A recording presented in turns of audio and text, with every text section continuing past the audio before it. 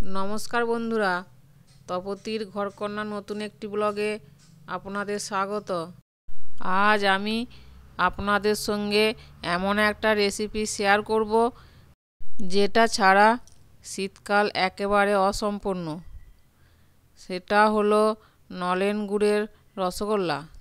নলেন গুড়ের রসগোল্লা বানানোর জন্য আমি এখানে 250 গ্রাম ছানা নিয়েছি, আর 1.5 চামচ ময়দা, আর অল্প একটু এলাচের গুঁড়ো দিয়ে ছানাটা আমি ভালো করে মেখে নিচ্ছি।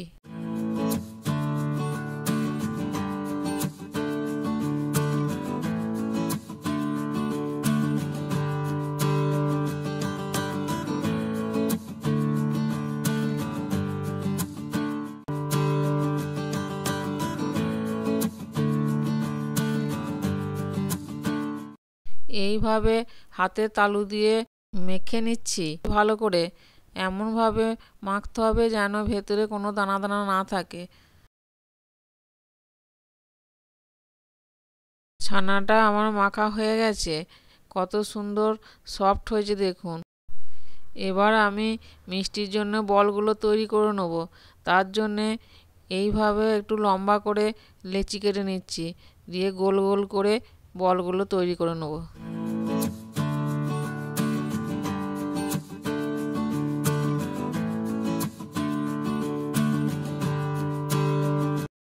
মিষ্টির সাইজগুলো আমি একটু মিডিয়াম সাইজই করেছি, আপনারা এর থেকে বড়ও করতে পারেন।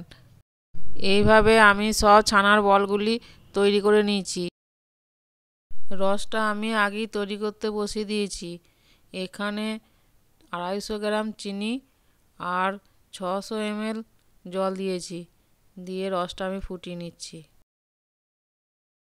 এবার একটা একটা করে ছানার বলগুলো রসের মধ্যে ছেড়ে দিচ্ছি।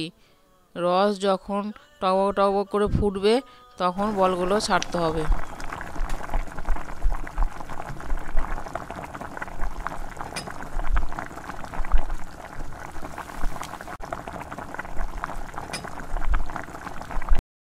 দেখুন বন্ধুরা, মিষ্টিগুলো কীরকম ফুলে ডবল হয়ে গেছে। এবারে আমি এখানে 200 ml খেজুর গুড় দিয়ে দিচ্ছি। ভালো করে মিশিয়ে নিয়ে এবার একটা থালা আমি চাপা দিয়ে কিছুক্ষণ ফুটিয়ে নিচ্ছি। নলেন গুড়ের রসগোল্লা আমার তৈরি হয়ে গেছে। এবার একটা পাত্রে ঢেলে নিয়েছি। বন্ধুরা, কত সুন্দর লাগছে দেখুন। আমার নলেন গুড়ের রসগোল্লা তৈরি হয়ে গেছে। এবার একটা বাটিতে নিয়ে কেটে দেখাচ্ছি, দেখুন কতটা স্পঞ্জি হয়েছে, আর খেতেও খুব ভালো হয়েছে।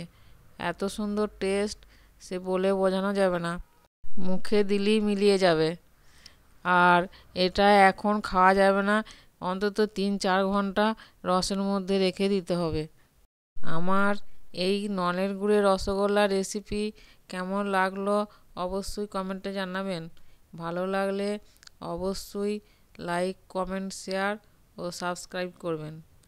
আজ এই পর্যন্তই, আবার দেখা হবে অন্য কোনো ব্লগে অন্য কোনো রেসিপি নিয়ে।